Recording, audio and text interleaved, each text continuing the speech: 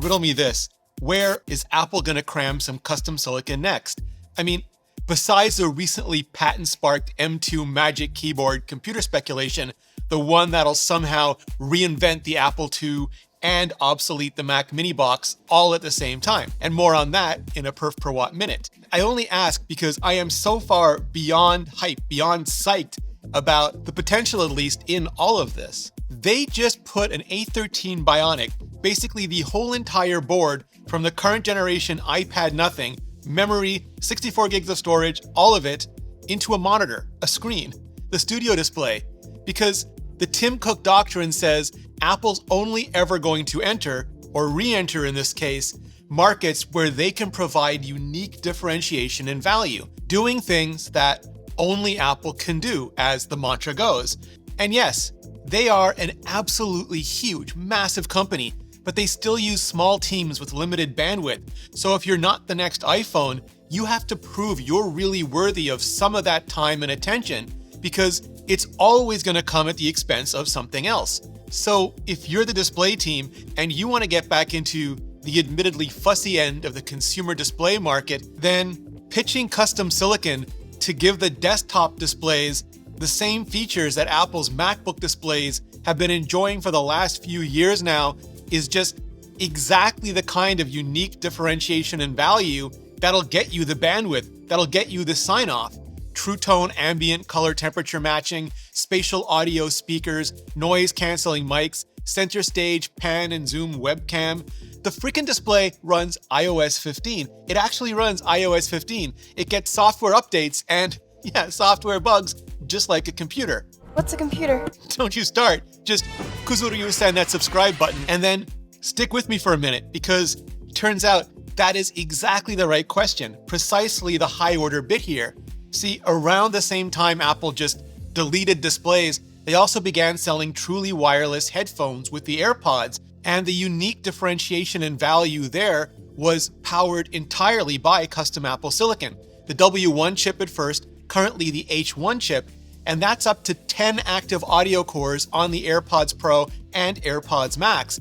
And they don't run iOS, but they are tiny little computers for our ears, and they've gotten software updates, new features over the years, significant ones, like spatial audio support, which makes headphones sound like speakers, not turning with you, but letting you turn around them, and conversation boost to help you if you have low hearing, full-on Find My support, and just recently a Find My support bug fix. Now, does that mean Apple could announce new features for the studio displays as well?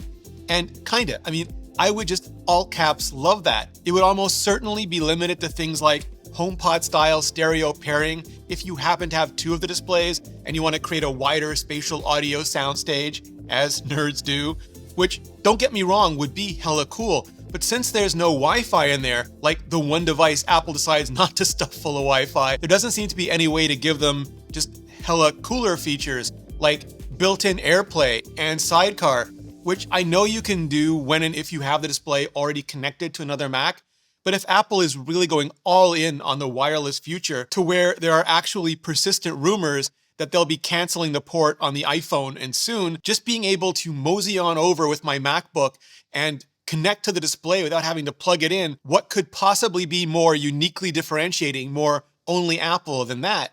I mean, aside from cramming custom silicon into a keyboard, going back to the Apple II computer form factor that started it all. And I know that you know that I know, you know that I know, a computer and a keyboard sounds ridiculous at best and just the Spider-Ham universe variant of the netbook at worst.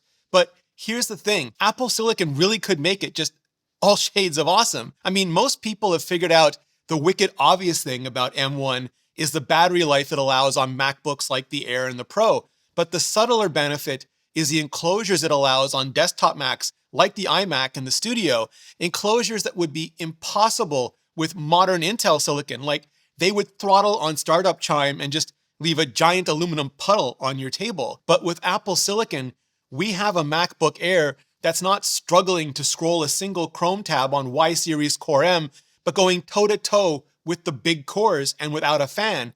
And we have an iMac that no longer needs a massive back bump for all that U series heat junk in the trunk and can basically sustain workloads even though it's as flat as an iPad pancake. And we just a couple weeks ago got a whole swole Mac Mini on Hulk serum in the Mac Studio that can indeed legit hold its own in, yes, a very few specific workloads, but with the biggest, baddest Intel and NVIDIA helicarrier-sized boards on this planet. And that's all only with the very first generation of M series.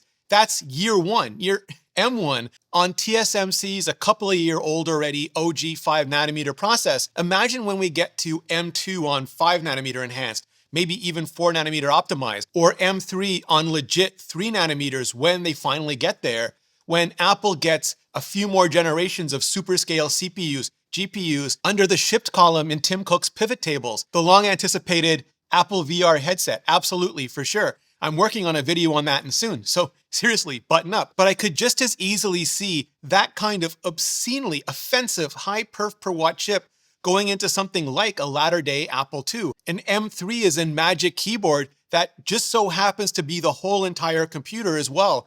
A Mac Mini that is even more ridiculously mini. Like, just let the Mac Studio take over the box space already. This is the new basically invisible space. And I get you might totally hate Apple keyboards and think that's the worst idea ever, in which case, wait a few more generations, and I'm sure Apple will be patenting an M5 and the damn Magic Mouse, but you still charge it upside down like this, so whatever. The point is, even with limited I/O on the back and sides, like a couple of Thunderbolt ports and an HDMI, you have a quote-unquote desktop Mac that's every bit as portable as a laptop, hell, more so. Like, sidecar it to your iPad at the coffee shop if you really want ultra minimalist Mac OS on the go, but then pair it back up with your studio display or any display when you finally stop at home or at work or wherever it is you're going. And yes, I'm being just all shades of tongue-in-cheek and facetious at the moment, but only because with Apple Silicon scaling from AirPods to very soon Mac Pro across displays and devices, the potential really is limitless. Like, Tim Cook mission improbabling chips into pretty much everything and anything that makes any sense at all and offers that unique differentiation, that only Apple angle that his doctrine not only requires but defines. That's the future I not only want, but I've come to expect from Apple and from today's sponsor, Henson Razors, because they're not gimmicky, they're not complicated, they're simple, they're precise, produced at an aerospace machine shop, family owned for 20 years, where they've made parts for everything from the ISS to the Mars rover, so they know literally an unearthly amount about quality. That's how they've been able to build the best shaving angle, 30 degrees, right into the head design, which makes it easy to shave well, not like safety razors that can nick or cut or irritate you if you get the angle or pressure or direction or anything at all wrong, because the blade only sticks out 27 microns, and the built-in channels make it super easy to remove hair and cream with just a quick rinse and shake. And as somebody who used to go through packets of neon razors and all the waste that went along with them, using Henson is like a dream. And the best part is this aerospace quality razor is designed to work with standard recyclable blades. Yeah, in fact, if you click on the link below and use code Rene Ritchie, Henson will even send you 100 blades free with your razor. So click the link below and use code Rene Ritchie to get a free 100 pack of blades when you purchase your razor. Clicking on that button really helps out the channel, and so does hitting up this playlist for more, so much more on all the latest M generation Macs and everything coming in the future. Just hit up that playlist, and I'll see you in the next video.